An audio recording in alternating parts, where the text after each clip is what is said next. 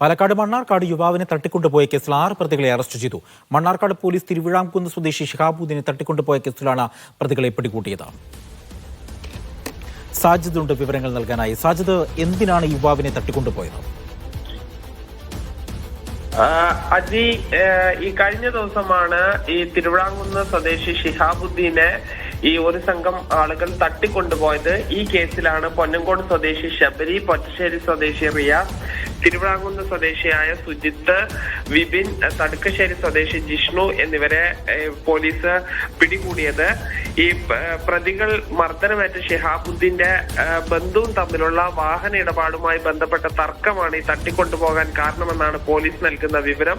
കത്തികൊണ്ട് ഈ ഷിഹാബുദ്ദീന്റെ ശരീരത്തിൽ വരയുകയും മറ്റും ചെയ്തിട്ടുണ്ട്. ഈ പ്രതികൾ വളരെ സാഹസികമായാണ് പ്രതികളെ പോലീസ് സംഘം പിടികൂടിയത്. ശരി സാജിദ്.